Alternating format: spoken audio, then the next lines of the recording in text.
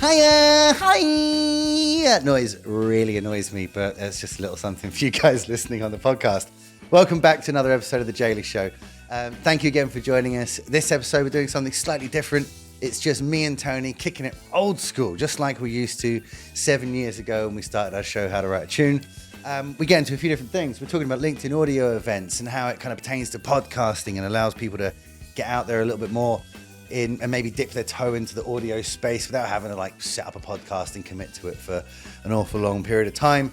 Talked about electric cars and driverless driving and how scary that is. And also we jumped heavily into a TV license and did a little TV show review, which is maybe a potentially, quite possibly, a lead up to a new podcast that we might be doing in the future. But I've said too much already. More importantly, enjoy me and Tony.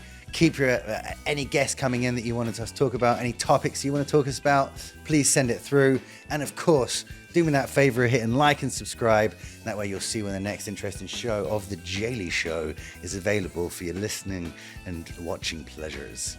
Enjoy. Hello and welcome to another episode of The Daily Show.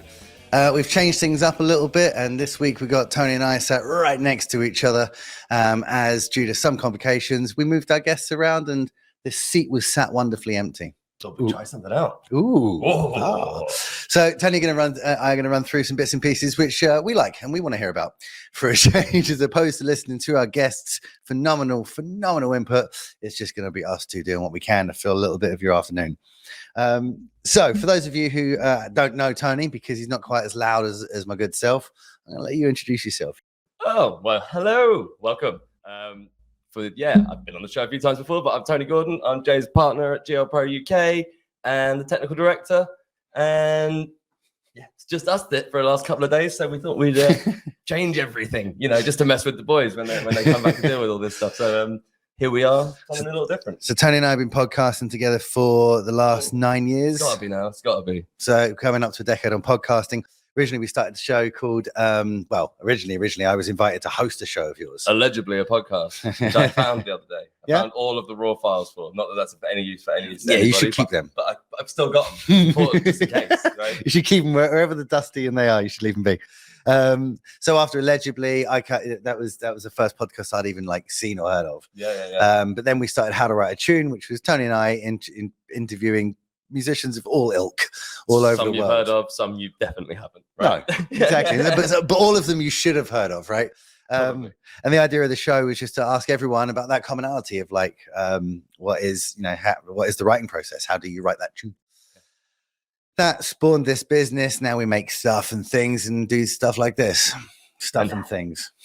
and we were just talking about how we don't just podcast enough anymore. No. So it's good. We basically gave ourselves an opportunity to do it. And here we are talking. Now, this is usually the time when you talk about the launch of a new show, which may or may not happen in the future. Yeah, I'm trying not to do that this time. Keep your eyes out, people. And we can talk about some ideas that we've got coming up. So one of the ideas that Tony and I have been wanting to do for ages and ages, but it's just finding a setup like this so we can get involved. Yeah, and the time it's all the things, isn't it? But I don't want to you can't start a podcast and just do 3 episodes. We've done that 1,000 times. If you haven't got the time in your week to do it every week. No. You might get 2 or 3 episodes done and then it's going to fizzle out because you just haven't got the time to do it. So you need to make that commitment beforehand and know that for the next X amount of years, I'm going to have that time in my week. Exactly. Yeah. Which just means some batch recording, which means, to make sure you're on top of it, having the calendar and also we kind of want to craft a newer show, which is a little bit different and leans into YouTube a bit as well. So the idea for the new show, and you'll have to see what happens as and when we get to finally kick this off, is the director's cut. So Tony and I want to watch every movie you can think of, which has a director's cut, extended edition, alternative cut, whatever. But however you want to put it, if there's a longer version of the movie that was released for a different reason by a different editor / director. Mm-hmm. I mean, Blade Runner is the example of one where there's 7 or at least 12 or however many there are. But yeah, any excuse basically. And the idea is we watch the original, and then we'll watch the most recent. Yeah. I think the most recent, that's the best, because then Yeah. you get the definitive Blade Runner. The definitive final Yeah. cut. Yeah, I think that's Or there's like 15 different Star Warses to watch, right? There's the exactly, re-edited right. and re-released. It's an and excuse to re-released. get back and watch those original versions as well. Twice. Yeah. And then basically want to just put together a show where we break those down. So it means we get to watch all those, like Tony says, those nice nostalgic movies that we love. I keep going back to, I'm sure Lethal Weapon 2 had a director's cut, and that's what I had as a kid. Oh, interesting. Like, that's the movie I know. Yeah, So I'm actually quite looking forward to seeing like the original. Yeah, and there's classics like Leon where like the story is quite different, but they're still very good movies. And then there's ones where it's like, that's a bad movie. Like, no wonder we didn't release that one. And then other ones like Kingdom of Heaven, where like most people would say that that's the proper version of the movie, and the one that went to cinemas, everyone hated. Right. Right. And it's like known. Yeah. Until the director's cut came out, that was a bad movie.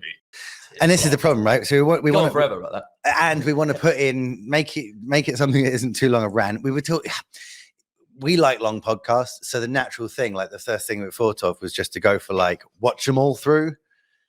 Yeah. But then, like, you know, potentially we tried doing that once, didn't we? Yes. We tried sitting down and watch Teenage Mutant Ninja Turtles with Greg, the three of us, and we sat down and we tried to do a watch through commentary, and it just doesn't really work as a podcast. No, I love that movie.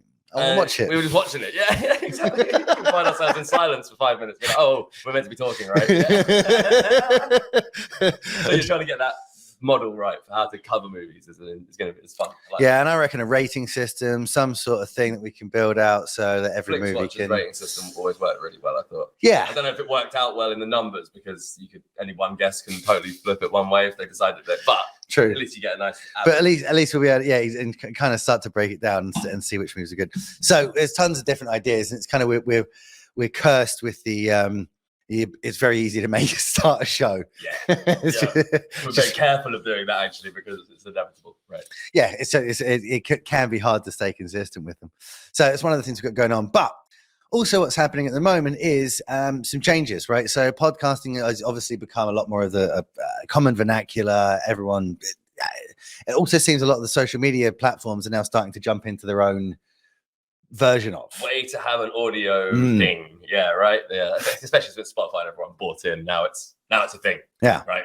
Got to get on with it. Right? Exactly. And I think, for the behemoths out there, for all the, the big social platforms to look and say like, look how well Spotify is doing. Look how much they're investing into it. It's obviously a thing. We've missed the boat. So everyone's trying to go back. And there's Twitter Spaces. Yeah. Right. Clubhouse, which was its own thing in the first place, right? Where they're all copying.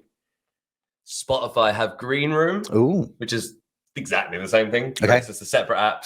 It's a separate app. You can't do it through Spotify. Okay. Annoyingly. But LinkedIn is they've just brought in. They've added it in because I think Facebook are bringing their own, are looking to bring it, but I don't think Facebook Rooms. Might be Rooms. I think. But LinkedIn have jumped on the bandwagon. Send us a message if you know what these things are called. We're just making up as we go. Yeah, usually there's a lot smarter people around us to tell us what to talk about beforehand. But LinkedIn Audio Spaces. So I attended my first one because a good friend of the show, Ian Barkin, indeedy. Very 90s. Oh, I love it. Or 2000s. So yeah, shout out to Mr. Barkin. I get it as well. Yeah. I totally meant that. So he is part of a beta program there where he's been given LinkedIn Audio Spaces. So I joined one of his. It's really cool, right? So you didn't see it? No. I've seen the invites. I haven't made it to one yet. Okay, cool. American so time. when in, and it's the American timing because that's where they rolled it out first, as per all LinkedIn noobs. Anything new that they do starts in, and then hopefully we get it for the rest of the world. So essentially, at the top of the page that you're looking at, and it is very similar to Clubhouse. So anyone who's used Clubhouse is going to know what I'm talking about. For those of us who didn't, use it enough, at the top, basically, you've got the speakers and who's speaking. The actual, so for right now, it'd be Tony and I would be at the top, and then anyone listening to that show is going to be underneath, basically. Throw out the comments so we can see them in the corner. And then underneath that, you're going to have everyone basically like who's joined the show. And you can see them. So what's really good about it, as opposed to, say, Clubhouse, where you're installing a new app or, you're starting to build a new thing and you got to connect to the same people again. It's based off of LinkedIn, which is really nice because I was able to see these 30, 40 people who have joined the event and were listening live at the time. And I was able to then connect with them very easily.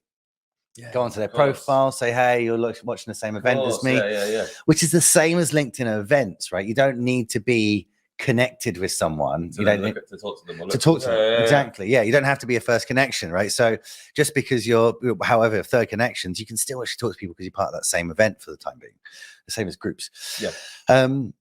But what was really nice is during the show, the speakers are then able to pick people out of that audience that are listening live, like a call-in show, stick them up into that top area where the speakers are all sat, and you can have a real call-in show. Yeah, I think it's a great idea. Yeah, it's cool. I've been listening to on Green Room, Spotify Green Room, which is exactly the same thing. It's the circles that like literally they're just ripping each other off. Even the layout is exactly the same on all of them.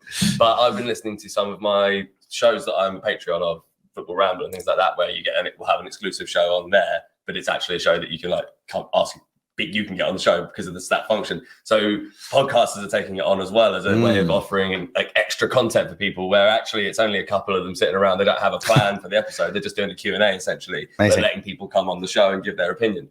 That's a really good extra piece to your podcast package. Yeah. Right? Like that's like I think it's brilliant, but it's just which platform do you go for? I guess depending on I guess it depends on what your network and what you're doing. Yeah, and if everyone does one, then you've got one everywhere, right? Yeah, but right. Which one will end up being the right one?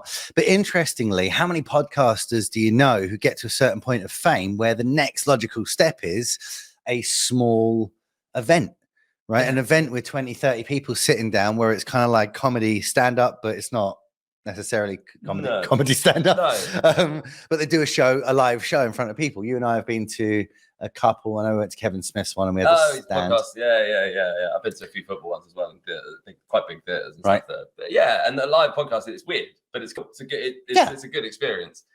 But what COVID's showing us is we won't just do it online. Well, don't you always do that, right? yeah. But it's also giving a little bit of a space to do that, right? Like, and it's all halfway house between being very much podcasting, just being a one-sided conversation where, you know, as a listener, I sit and be like, oh, yeah. And I've got no actual, way of conversing, to then, a million miles away from that and saying, okay, I'm going to buy a ticket and go to where these people are and see them because, podcasts I listen to are all over the world. Yeah, right. But actually, this function gives you the opportunity to, without going to there, physically being there, you can be part of the show, which you likely wouldn't really be. Even if you've gone all the way there and been in the audience, done the live show with them, you're still probably not going to be on the show unless you're randomly picked out the audience. Right. Whereas this interface it almost gives you more access. It gives gives your listeners more access. I think it's great. I think it's a good idea.